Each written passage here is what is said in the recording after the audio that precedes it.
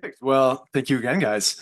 As an introductory question, why don't you tell us who you are, how you're involved with AI, and then we'll go from there. Andrew. My name is Andrew. I am co-founder and chief scientist of an AI company called Cartwheel.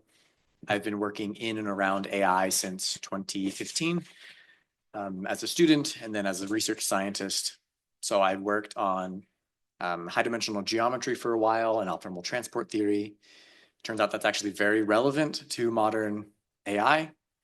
I worked on self-driving cars at Lyft, a scientist at Google Brain, and then I was a scientist at OpenAI, working on Codex, which writes code, and then the coding portion of ChatGPT. So claim to fame there is helped build the first commercial generative AI product in GitHub Copilot. Anyway, live in Springville, running a company, trying to make that work. I'm Jeremy Fillingim. I'm the founder and CTO of a company called Passive Logic based up in Salt Lake City. So we've built what we think of as the platform for general autonomy. So we're applying that platform to the area of building automation and industrial control. My background is really, my degrees are in electrical engineering, and computer science. I've been a generalist for my career, worked as an engineer, have worked in several startups up in Salt Lake. My last company was called Fusion.io. We were involved in designing solid state storage, or sort of the precursor to NVMe. NVMe exists as a direct result of the work that we were doing at Fusion.io. So I spent a decade designing error correcting systems. So my domain of expertise is really in information and coding theory, not in AI, but at Passive Logic, we employ a number of the same approaches that you see in AI and in machine learning, but we apply that to our building automation platform. Great. I'm David Wingate. I'm not chief anything, but I am a professor here at BYU. I teach machine learning and deep learning and data science classes. I have to say, Andrew is being humble. He also runs this newsletter, tldr.ai, which if any of you want to keep track of what's going on in AI, you should totally go sign up for it. It's one of the ways I keep abreast of everything. Also do research in machine learning and deep learning. So I work at the intersection of machine learning and social science. So we are interested in ways that language models can make the world a better place. We work on things like, can language models depolarize people, so Republicans and Democrats? Can language models walk you back from a conspiracy theory that you believe in? Can language models persuade you about a political topic? And can language models be used to sort of detoxify online conversations? So that's the kind of thing that we look at on the application side. And then on the technical side, we're very interested in language models and how they work, how they represent knowledge, how they process knowledge, and whether or not they know things that we don't know. I will say before we go on, I got into AI by knocking on David's door in 2015. And I said, hey, I'm studying math and I want to do computer science. What should I do? And he says, well, go train a handwriting classification system and come back. And I thought he had hired me to train a handwriting classification system, but really it was MNIST, which is like this, standard benchmark. And it turned out, David may not remember, but this is what he said to students to get rid of them. I don't remember. That does sound like me, actually. And so I spent 3 weeks. I figured it out, wrangling TensorFlow. I got it to work 92.5% accuracy.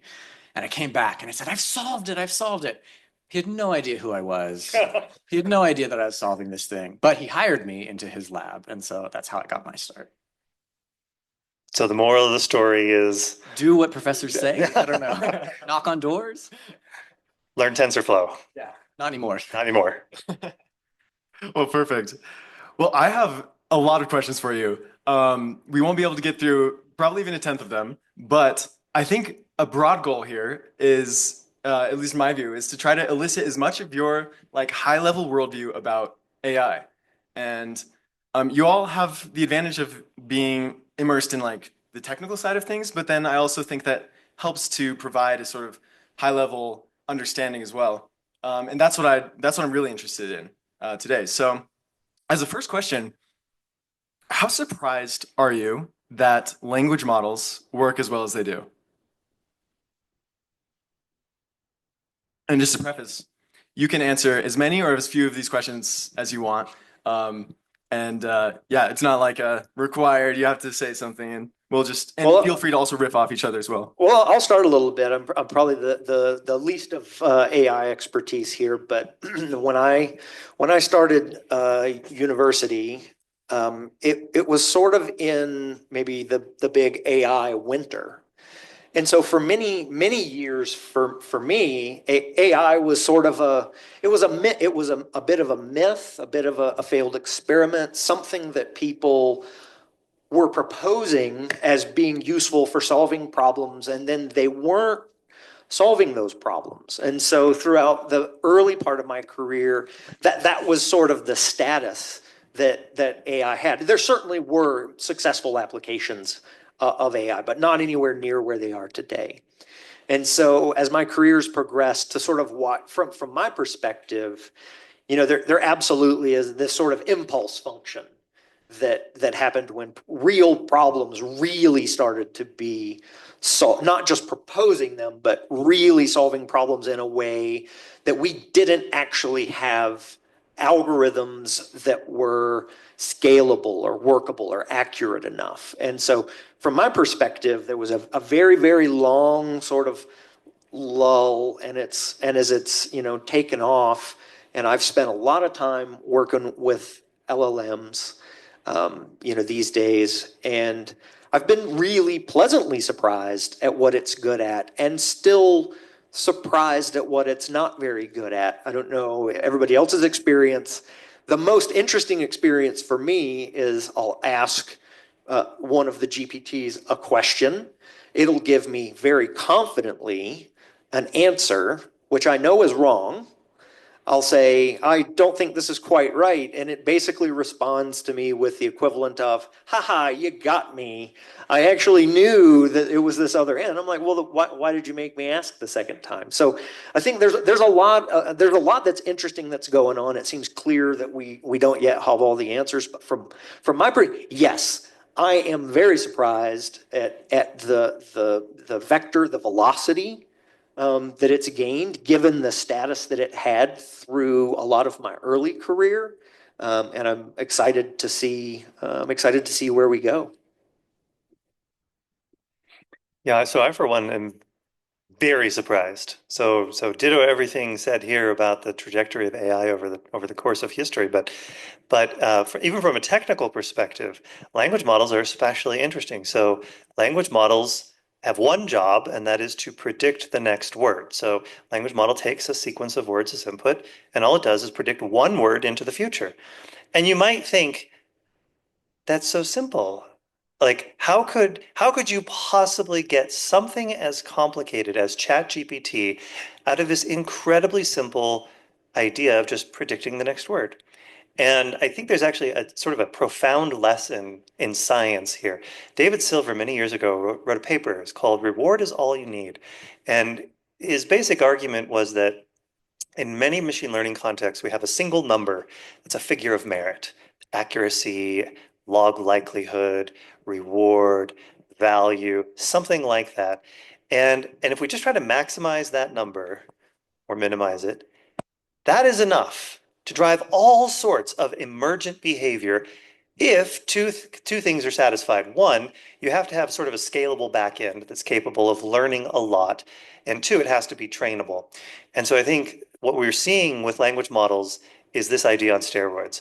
We have this very, very simple objective: just predict the next word. And there's a little figure of merit associated with that, one number that we're trying to maximize. But we have these extraordinarily scalable, complicated architectures that are capable of learning, and that one number is enough to drive sort of these amazing representations. And so I think there's something profound there that we don't really understand about prediction and complexity and emergence. Maybe someday we will, I don't know. Yeah, there's this beautiful idea that has been proposed since the 60s, but I think Elia Sutskever popularized, which is the idea of compression as intelligence.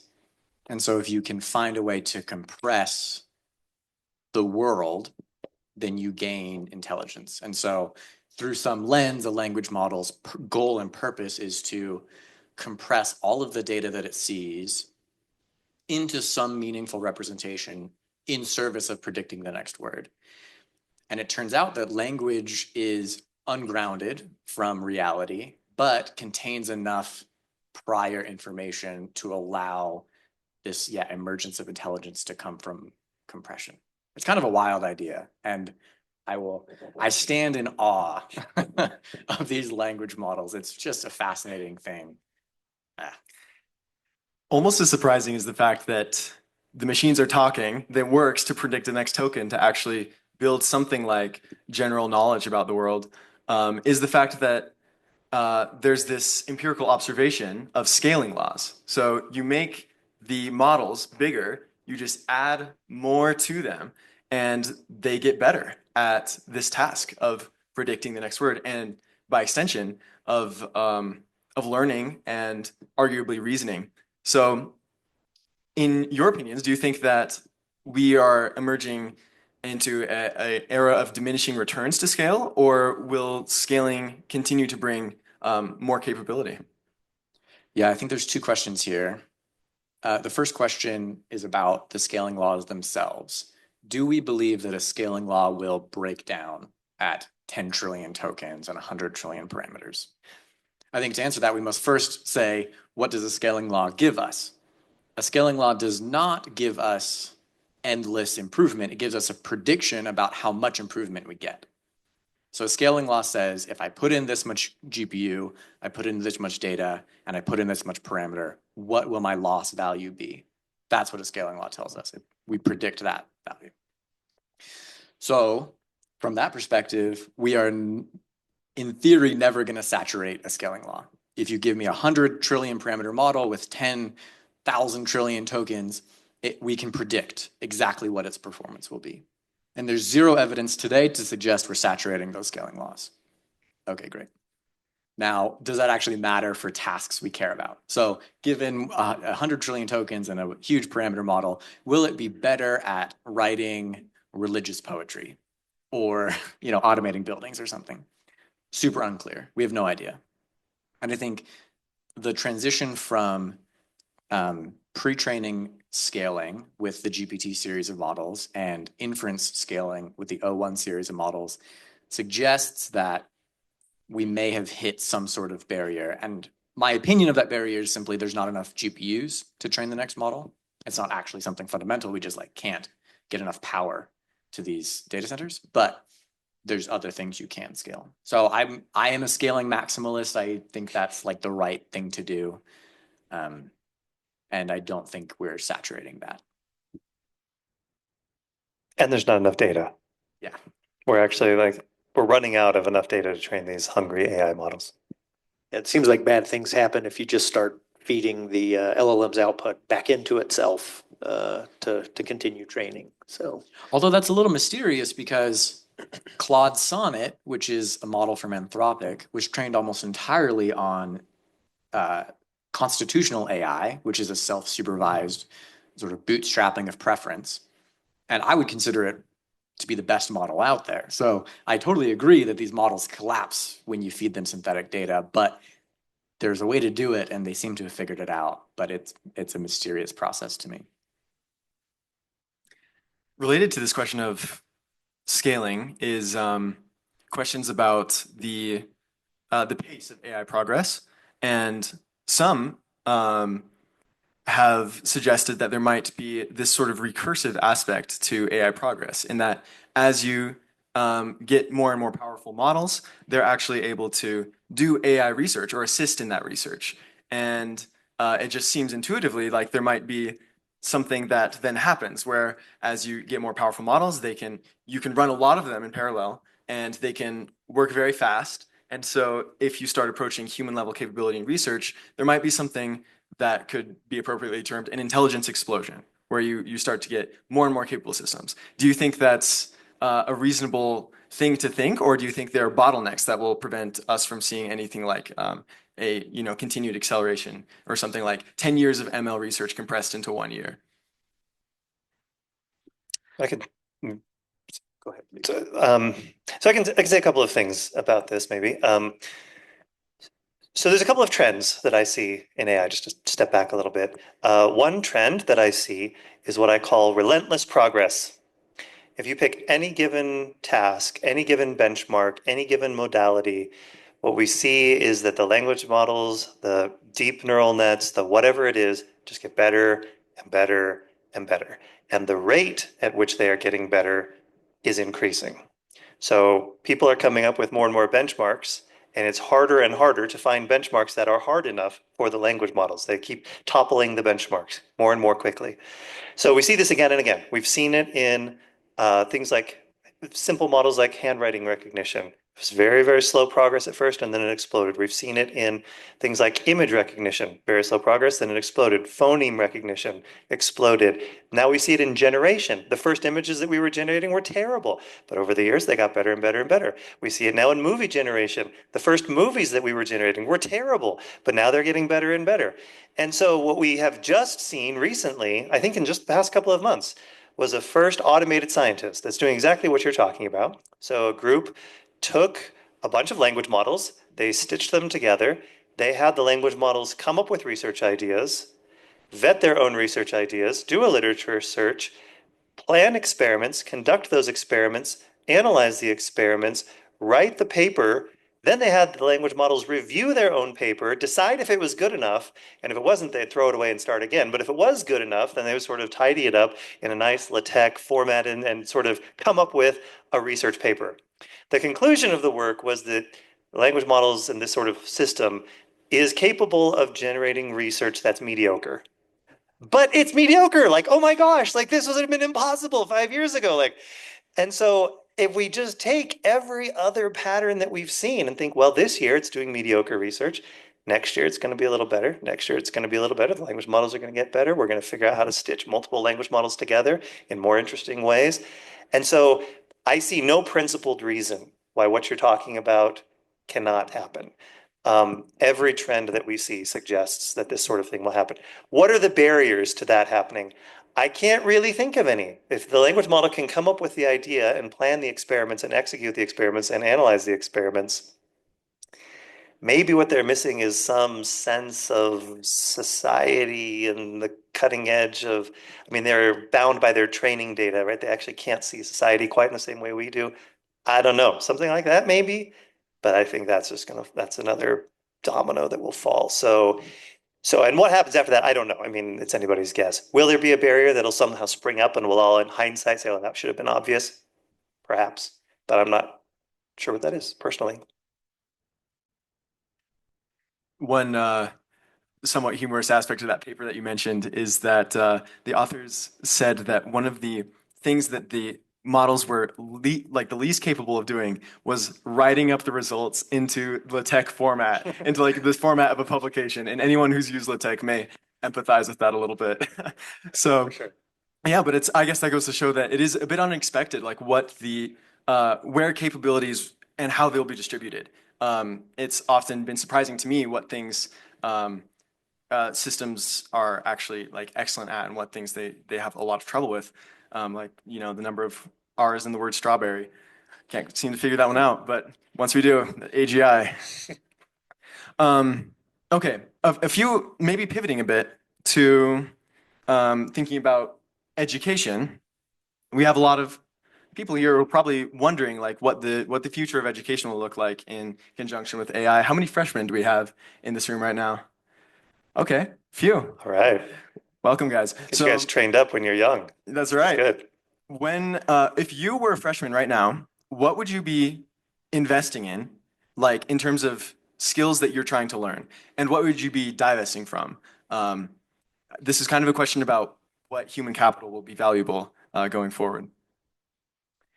I'm a big fan, and we were talking about this a little bit just before the panel started, that blocking and tackling still matters, right? I don't know that it doesn't seem like it will matter, and it seems like it has begun to matter a lot less. What specific languages do you know, right? That I feel like that largely becomes irrelevant, but having an engineering mindset, the ability to debug a problem, right? that's a skill that transfers regardless of the set of tools that you have available to you, right? And if you can build up, that skill set that isn't technology dependent, but that enables you to plug in whatever technologies are available, right? Stitch those together in a meaningful way, to bridge the gaps or to make connections that other people don't see, or that maybe aren't obvious, right? I always feel like that's where the magic in engineering happens, is where you're able to make connections between domains that other people didn't see or didn't realize. The first time I realized, ooh, this obscure mathematical theory that came out of Russia in the 50s, because I think all mathematics was basically, written up in a paper that came out of Russia in the 50s. You realize that, oh, that thing, we didn't have enough computational horsepower. We didn't have the tools to be able to employ it in a useful way, but this perfectly fits this problem that I'm trying to solve. I think there's still a great deal of value in that. And I think that I very much feel like AI, hopefully, is a tool that we use, and that we sort of employ these skills to fill in the gaps where AI may not be capable yet. That it becomes a tool that we use to help solve problems. What problems is AI gonna point itself at to solve? Or are we gonna be the ones that are really in charge of saying, these are the problems that I wanna point AI at, so that we can make progress on them? So I think the fundamentals of an engineering education and background do still really matter, because even if they become less important in this regard, they're great for the rest of your life. I was saying, and I've said many times, that debugging is a skill that I think is underemphasized, because it's not only good for you to use in your engineering work. You can debug your financial problems. You can debug your love life, your personal relationships. There are similarities in all these things, that having skills that identify, well, what's going wrong? What are the, what's in my pile of things that I know, and what's in my pile of things that I don't know, and how do I get things from one pile to the other? Yeah, I think that's really nice. I'm trying to figure out how to put into words this idea, but one thing I think BYU is exceptional at is producing people who are really good at excelling in an organization, climbing ladders, managing, having impact, right? It's not clear to me that those organizations will persist in the same way. And so we as a university have to find some way to pivot. And so I like to frame education now as finding a way to gain high agency. And this is a little bit different agency than I think we're used to talking about. This is the agency not to like make choices, but to make things happen by doing stuff. And so if I would encourage freshmen or whomever, just do stuff. Just do stuff, right? And I actually don't know that it really matters what stuff you do. But if you are the kind of individual who has a track record of doing things that work out because you failed a ton, that is immensely valuable in pretty much any endeavor. So if you look at the list of scientists who work on any great AI breakthrough, you've never heard of any of them, but these are people who have what we called evidence of exceptional ability.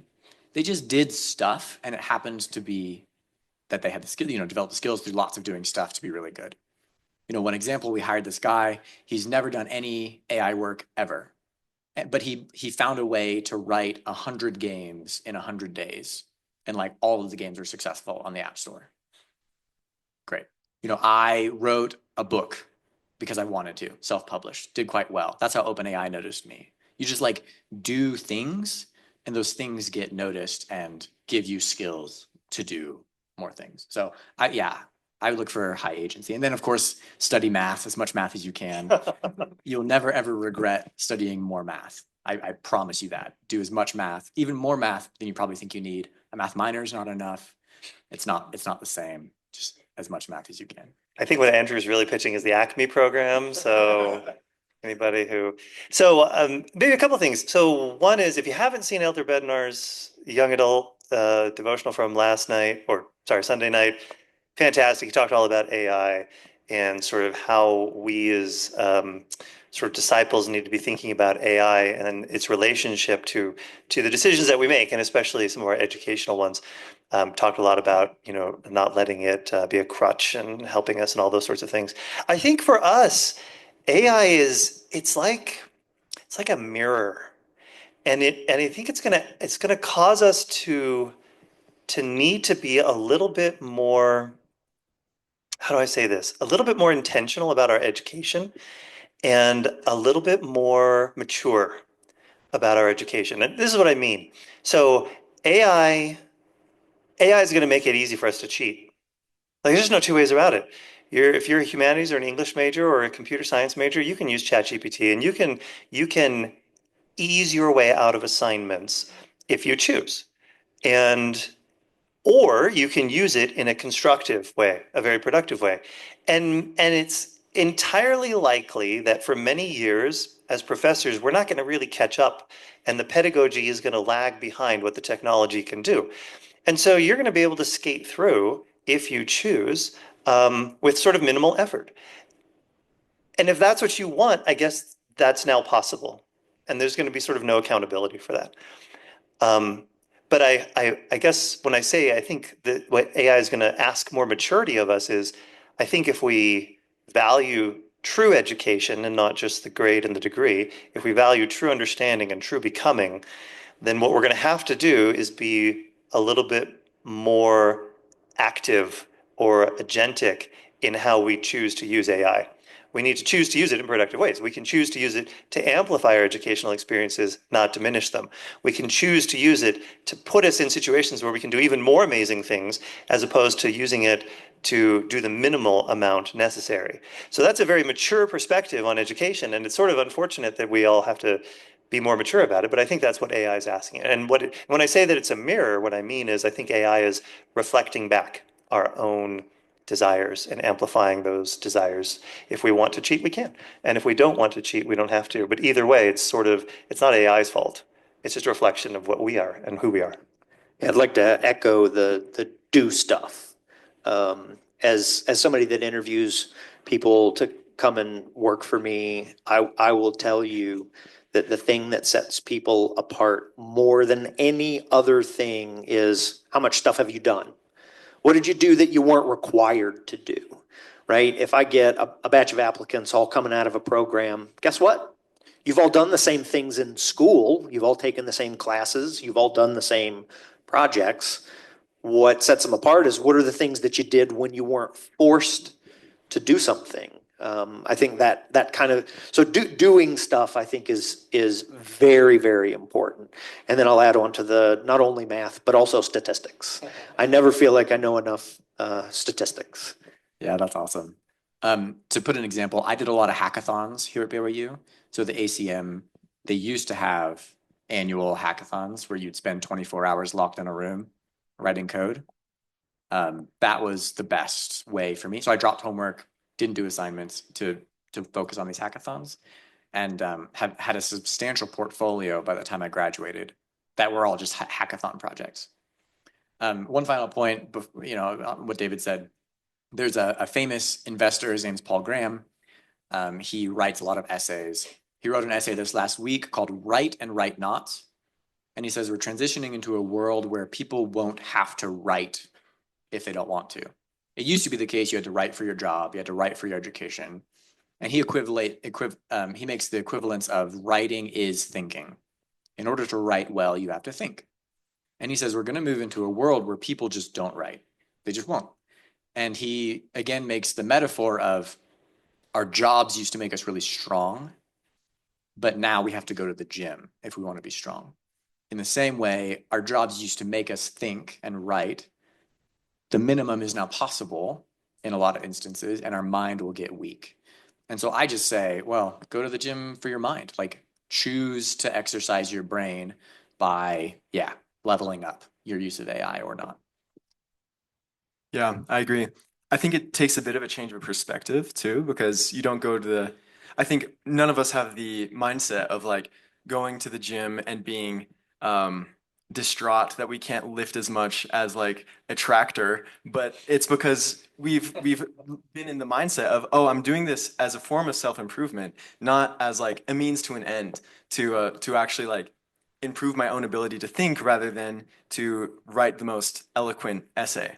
Um, and Right? there may be many things like that. I think of it like I think about my golf game. I don't ever play against anybody but me, right? I'm just trying to do better than I did the last time. I'm not trying to, be better than anybody else. And I think that sort of an approach is that if you're just self-improvement, I'm just always trying to get better than I was last time. It feels like a really productive approach to most things. If you ever want to feel better about your golf game, just play with me and it'll be. I only play against me.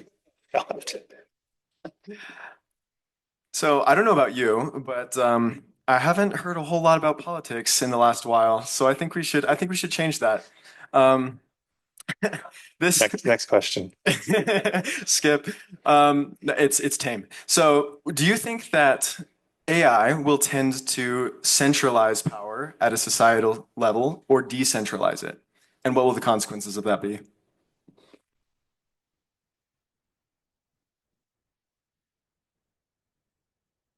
That's a good question, and it's a little bit hard to predict. So there's all sorts of forces at work, I think, that might shape that outcome. So, um, we're seeing a couple of things. We talked about scale earlier.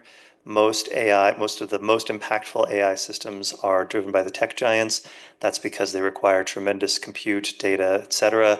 Only tech giants really can afford to do that. Even nation states can't afford to train some of these frontier models.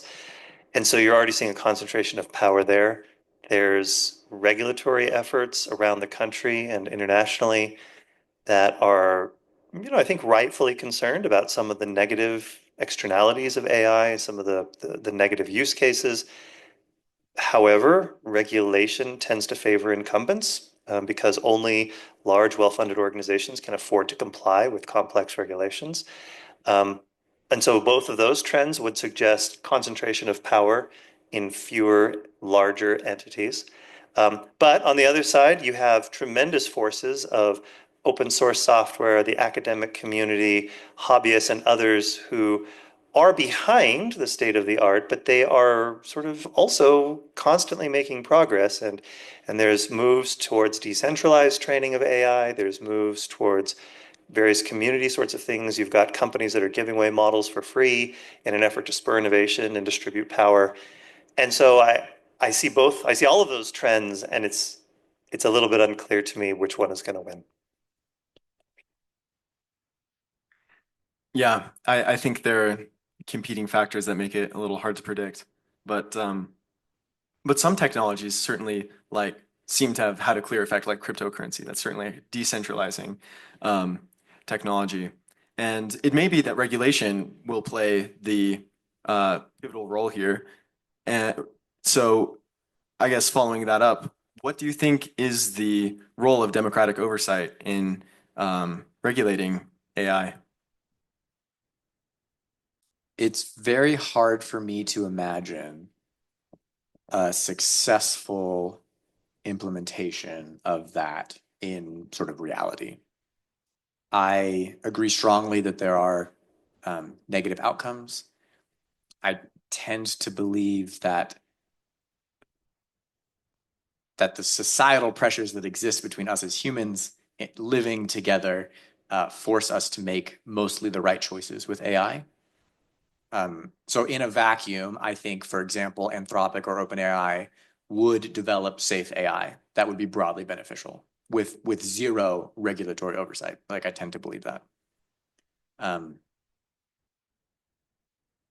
Yeah, so I would say it's probably we're still in the wait to regulate phase of AI innovation, but wouldn't stake my job on that.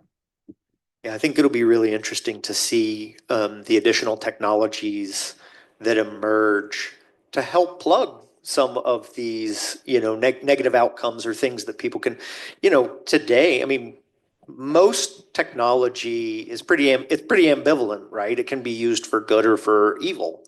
And I think as you know, maybe one of the responses to that will be, oh my gosh, you know, we're starting to get all these deep fake videos. And so what technologies or systems will come up that aren't a part of a regulatory framework that we'll be able to employ to guarantee that something is, you know, not you know, faked footage. And so I think that hopefully there will be an additional opposition, you know, as there often is to negative uses of technology. We'll be able to combat that with some other technologies. It probably won't be perfect. I'm sure it'll be messy, as it usually is. But I think that the possibility exists that we'll have some additional technology that emerges to help address some of those challenges, or I hope anyway.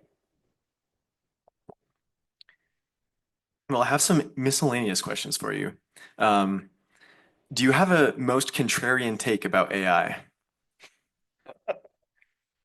Too many to list. I don't know. Where do we start?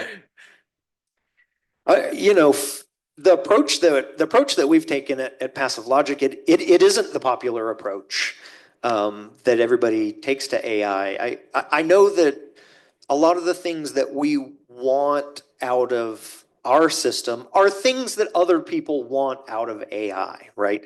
We want componentized models. We want those components to retain their meaning so that they're introspectable, so that they're analyzable, so that we understand, you know, what those components' purpose is.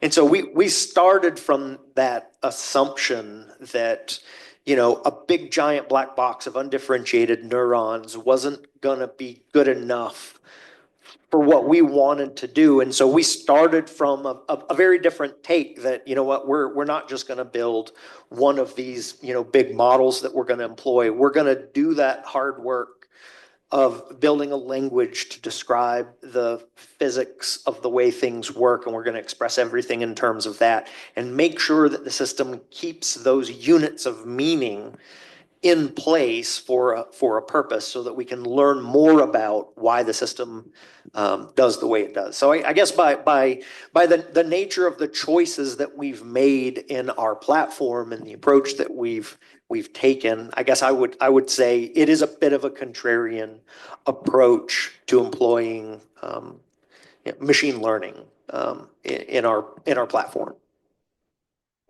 My contrarian take is that reinforcement learning from human feedback to preference aligned language models is bad for the world. It's hard for me to back that up, but the intuition comes from what it's doing is a form of mode collapse. You know, we thought that the reinforcement learning would align the output to human preference and to uncertainty. So the model could express uncertainty and it would respond in a way that humans preferred. It turns out, though, that humans don't know what they prefer. They don't say what they prefer. They reveal it through actions only sometimes when they're observed or not observed. And so capturing the distribution of preference we don't do it well. And so we're collapsing the preference model to this like bland, generic, kind of frustrating agent thing that, you know, you talk to ChatGPT and it can be very frustrating to get it to do anything creative or anything interesting. I don't have a better suggestion, so we should stick with it because it's good for safety. But I think it's generally bad for capabilities. So I have my contrarian take. Well, I'll get to the contrarian part maybe in a second. So, but it's something that I feel strongly about, and I think is responsive to your question here. So I'm a techno optimist, and I believe that AI can make the world a better place. And I think that if we are wise in the way that we use it, make good choices, I think we all have a role to play. But I think there's no predetermined future for AI. It's not going to lead us into a dystopia or a utopia just naturally, but we get to steer the ship. And so one thing that I think a lot about is how are we going to steer that ship? And as I think about it, the contrarian bit is this. So I feel like, on a scale of 1 to 10, if we were to rate our lives, most of us here are, I don't know, 9.1. Like we're well fed, we're well educated, we have health care, we all own laptops, and you have like more than one pair of shoes. So arguably pretty good. And I think if we used AI, if we're thoughtful and steer the ship well, we can take that 9.1 and move it to a 9.2, or maybe even a 9.3. Like we can make your life better. But there's people out there on that same scale that are a 3. And are we thinking enough about those people? If we took the same energy and effort and investment that it took to move your 9.1 to a 9.2, maybe we could move that person from a 3 to a 7, or maybe even an 8. And so I am a techno optimist. I believe AI can float boats in the harbor, but I don't just want them to be the upper crust boats. Are we thinking enough about AI for the poor? Are we thinking about homeless population? How about our prison populations? What about single moms and orphans? Is AI going to bless them, or is it only going to make rich people richer? How about our illiterate population? They can't even read what a language model is printing out. But I bet it could bless them if we're thoughtful about it. And so I guess my contrarian take is like nobody really wants to think about that. Like it's so exciting to rush into this exuberant AI fueled future that it's tempting to not look back and to leave people behind. But I think it's incumbent on all of us as people who understand AI and who get to choose how we're going to use it and deploy it, to use it in ways that bless everyone. I can't think of a better way to end off this section of the discussion. Thank you all.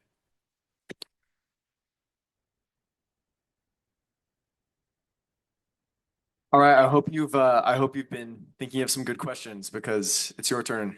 So anyone who has some questions, perfect. We can get you a mic down there. David?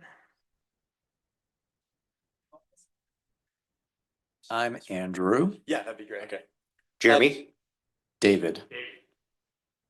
So my name is Braden. Thank you all for being here. I am curious. So Dr. Wingate, you mentioned we're kind of running out of like high quality data. And I hear people like Jan LeCun talk about how our language models are really like pretty like not very intelligent relative to even a cat. And I've heard people like Fei Li who talk about the importance of having like a world view, including vision and sort of 3D data into the training of the models. Uh, what's your perspective on like the value of sort of changing the mode of data that goes into training models and what that could unlock in terms of capability? Is this a question for all of us or just for me specifically? Yeah, all of you. Okay. So I guess I just want to do quick things. So first of all, yeah, so the argument, so there's sort of these interesting competing things. So if you've never read it, Rich Sutton wrote an amazing paper many years ago called The Bitter Lesson. And he basically said, there's this temptation in science to think, oh, we need better models, we need cooler algorithms, we need human priors. And he says, every time we've tried to do that, it's failed. And the lesson is throw more compute and more data at it, and your system will work better. And it's not an answer academics want to hear. Like it's not intellectually appealing, and yet it's the thing that seems to work. And so I totally resonate with what Jan LeCun says, sort of as an intellectual and as an academic. I'm like, yeah, language models are dumb. And I wish they were smarter. I wish they had cooler language, like cooler mental representations. And yet, they're by far the best thing that we have, and they only seem to be getting better, modulo our ability to feed them. And so part of me says, I don't know, like, so talk is cheap in AI. There's a million ideas. Proof is in the pudding. So I think it's perfectly fine for people to argue for more sophisticated interpretable models, but essentially the burden's on them to prove that that works better than what we currently have. Now, I will say we're also seeing more and more multimodal models. Like we do have models that involve text and language and video and LiDAR and 3D and all of those things, and we're bringing them all into a unified internal representation. And so, I don't know, like maybe my advisor used to say, your brain is a bag of hacks. And I think what he means is like, it's disappointing. And like, there's no unified architecture, there's no elegant algorithm, there's no like grand key to intelligence. It's just when you have trillions and trillions of neurons and 1,000x that synapses, like cool stuff can happen. And It's all squishy linear algebra. I would say just one point on that. There's this jargon term called positive transfer, which is the improvement of performance in one modality by adding a second. And so we saw when we added code, we had positive transfer on reasoning in English. This happens all over the place. You add Chinese, you get positive transfer in French, and so on. So there's strong evidence to suggest that adding a bunch of modalities gives positive transfer. It may just be marginal, just a little bit, but I'm a strong believer in unification. Awesome. Thank you so much. I think we go. Sorry, I don't know. Should there be a line here or? Yeah, could make a line. Let's make a stack though, not a queue, just to make it more fun. Oh, okay. I just want to marvel in like kind of this like environment we are. Like college is cool. Like how long would it take for all of us individually to be able to like learn what we did tonight? I think anyway, I appreciate you all for helping facilitate that. My question is, I guess like I trained up a model to speak English more or less in about 3 years. And his name is Kai, and he's my son. So, and he did not see the entire internet, not even close. He only heard me talk, and he got pretty dang good at talking. And now the trick is to get him to stop talking, right? What do you think is the most promising approach? Like, I mean, yeah, if you had the answer, like you wouldn't be here, you'd be off doing it. But like to lowering the data needs for our models. I mean, the data needs are insane, and we learn so quickly. Is it millions of years of evolutionary pre-training? That's why we're able to learn so fast, or is there just something better? Like, Yeah, I think the disappointing answer is that is fake for the most part, unfortunately, right? It would be very satisfying if we had a neuro-inspired something, but we have gradient descent, which is not close to that. And so yes, maybe there's a better optimizer, maybe there's a better architecture, maybe there's some clever something or another. But I haven't been in the field as long as these gentlemen, but I've been sort of close to the cutting edge for my time in the field. And there's essentially zero evidence to suggest that there's some hidden, complicated something that we're missing that will unlock human level data absorption. It just doesn't seem to be there. Bummer. I don't know. I wish I had a better answer, but right. Except for the existence proof of humans. Somehow we do it. And yeah, and my answer to that is simply I think there was a little bit of divine intervention on that one. It's hard. Yeah, I don't know. by the way, the human data efficiency, I mean, that is the argument that Jan LeCun and others make, right? Is that humans do it with far less data. Clearly, they have some sort of cool inductive bias. Why can't we somehow put that into our? And nobody knows how to do that. And I would say we're not close. Like there's even in the energy models and the Vespa stuff, there's nothing to suggest we're even getting close to human efficiency. So I have a question for Andrew. You were talking about like the portfolio you built. Wow, it's hard. It's hard to hear myself. Yeah. You were talking about the portfolio you were making by like doing all these hackathons. And I've done a lot of hackathons too, and my GitHub is a bit of a mess. Like there are some half working projects and then some things that are decent but do work fully. So like when you were making your portfolio, how did you like formulate all of this? And I also wanted to know what your book was about and what was the process of that. The best way to format a portfolio is to get a video demo or to get slides. And it doesn't matter if you show the code or not. That's sort of my argument. People disagree, that's fine. But so get it running again somehow and quick time your screen and put a paragraph and then put that on a website. So I just have a list, video, blurb, text, blurb, this blurb, image blurb, right? And that's all it is. So That's the best way I've found. I don't give my GitHub to anybody. It's a mess. No one wants to see it. There's like, yeah, okay. My book is not very good. I'm very proud of it, but it was self-published. It's called Everyday Data Science. It's essentially a book about using the most overpowered statistical methods to solve everyday problems. So like I did multi-arm bandit optimization to make the best lemonade, vector spaces and cosine similarity to optimize your resume. Just like, anyway, it's tons of fun to write, resonate with people, but like, it's not a great book. If you want a free ebook, let me know and I can like send it to you. Do you think it matters that you wrote it on data science, or will any topic serve to catch attention? I don't think any topic is, I can't endorse that, right? I certainly think it helps to be technical and tangentially related.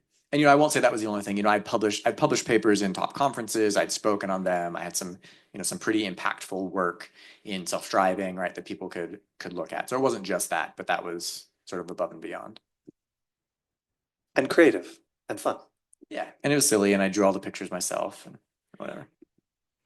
Hey, I have a question on like your outlook of the future as far as applying AI for different use cases. It seems like the early attempts at agentic programs were kind of disregarded because they weren't really reliable. But now we're figuring out how to make those really awesome. And it seems like pretty soon now, any job that could be a remote job is going to it could possibly be replaced by these agentic programs. At least that's what, based off of like what I'm seeing, it looks like we're trending that way. Wondering, one, if you agree with that, and two, what you think the interim looks like in the next however many years you think as we start building applications that replace more and more jobs, or just anything on like what you think that outlook looks like. We've sort of seen things similar to this happen in the past, right? There was a time when horse buggy whip manufacturers, right? The horse buggies went away, and they were like, oh man, all of our jobs are going away, and yet, right, we're really motivated, I think, as human beings to fill our time and our bellies with food and put things over,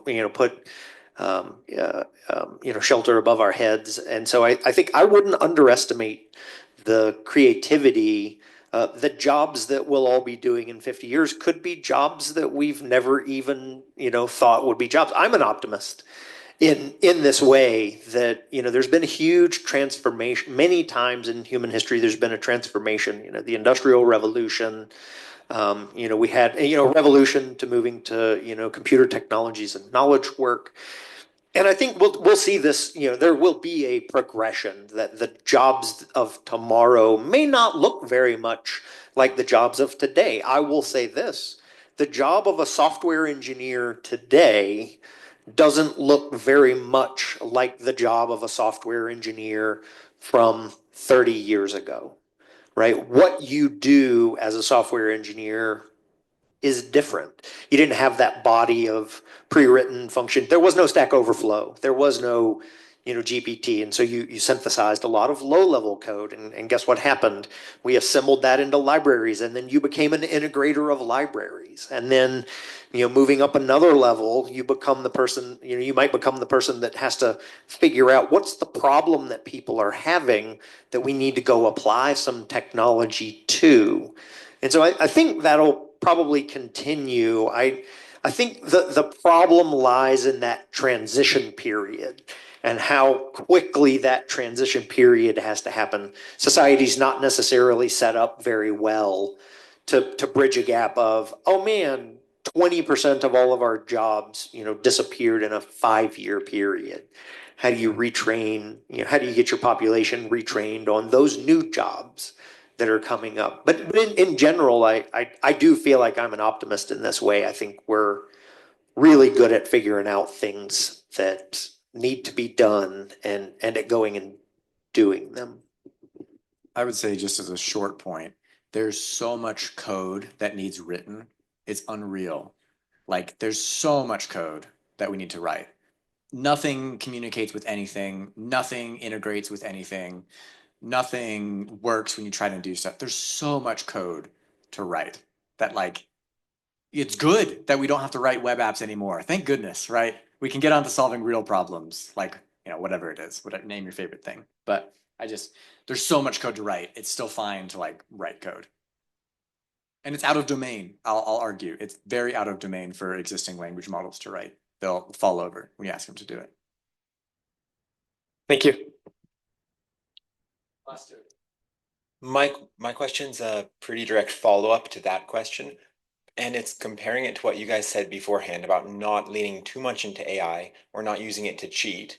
So just using modern tools, what we have now, not in 5 years, then I could sit down and make a video game or sit down and make a website over the next year or two, or I could probably make 5 or 10 if I just leaned all the way into let's have this AI do everything it can for me, and then I just connect the pieces.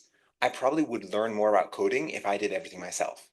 But I might learn more about the future of software engineering if I try to get the tools to do it all for me. What do you guys think about that contrast? You do want to have the base knowledge, but is it good to learn how to make the AI cheat for you? Because then I'll be better at having it cheat for me for the rest of my life. What do you guys think? Yeah, you absolutely should. So what we're seeing more and more as a department, as a computer science department, more and more employers are saying we absolutely want our graduates to use AI tools and use them proficiently, and they need to be experts with the AI tools. They say it's no good for you to graduate mediocre programmers because language models can now do mediocre programming pretty well. You have to be better than mediocre. People say, it's not AI that's going to take your job. It's somebody that knows how to use AI that's going to take your job, right? So there's very clear trend in terms of what industry is demanding.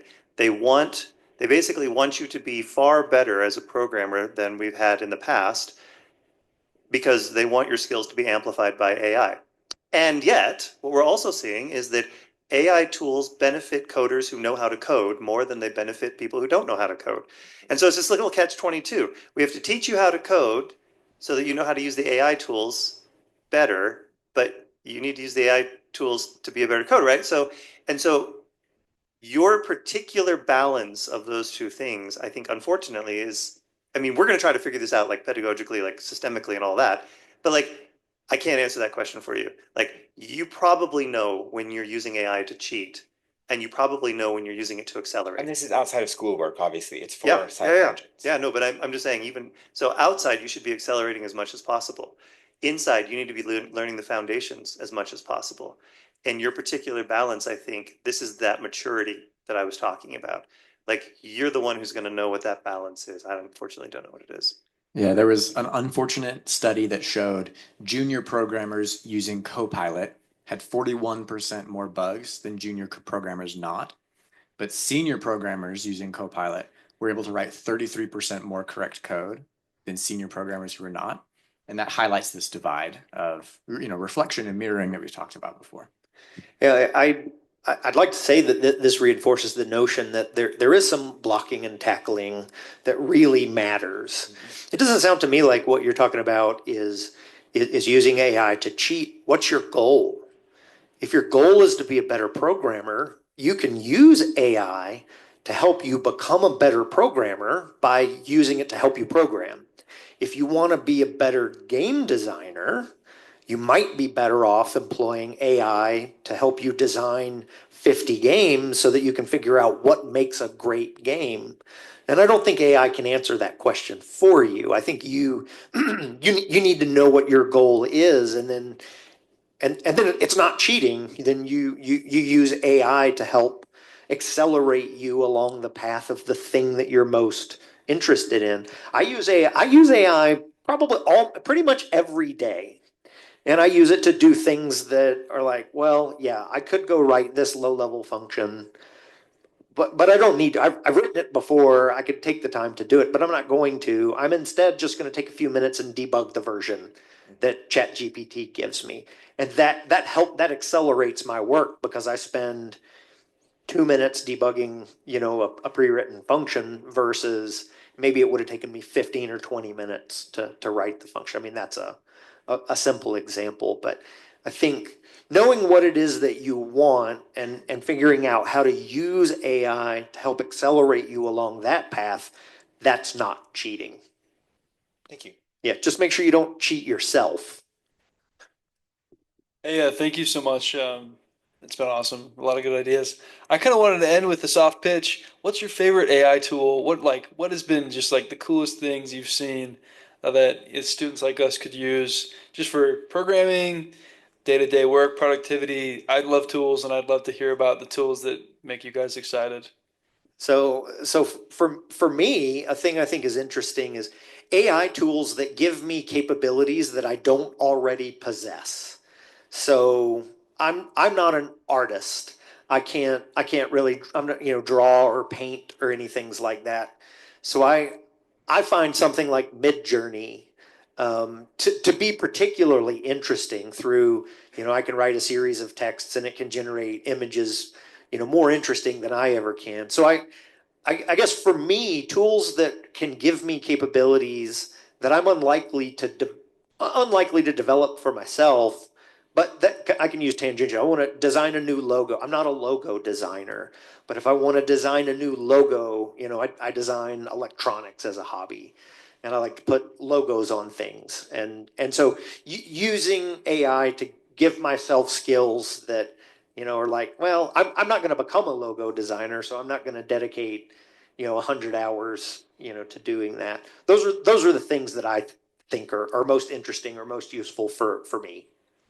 Yeah, I think the silliest use case that most people don't do is asking whatever language model to generate an ICS file, which is a calendar file.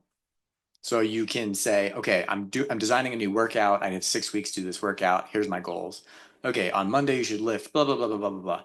Great. Can you put that in an ICS file? Yeah, cool. And then you import it to Google Calendar, and now you have a full workout schedule that pings on your phone every day. Right? Like that's awesome. I do that, or I take a picture of my son's preschool calendar, and I say, hey Claude, like make this an ICS, and it'll put his stuff in my phone, and it's great. Dang, I've never heard that one. It's great meal planning. Oh yeah, meal planning. Meal planning, yeah. I cook with voice mode. I'll have Echo voice mode on, and I'll talk to it while I'm cooking, and I'm like, oh, it's burning. What do I do? And like, add vinegar. So they say AI is best when it's transparent. And so there's a couple of things that just make my life better in really positive ways that I really appreciate. Like every now and then, my phone will make this collage of pictures of one of my kids. And it'll just bring up some great memories. I'm just like, oh yeah, that's so good. And I'm like, you know what? I feel uplifted. I feel inspired. I'm grateful for this AI. Like I'm closer to my family because some engineer at Google like took the time, and it's like a little scary, right? It's doing crazy facial recognition under the hood. Like it knows all my kids, it's clustered them, it knows their names, like it's mined all this data. But it makes me feel so good, and I'm like really happy about it. So, so Perfect. Well, thank you so much.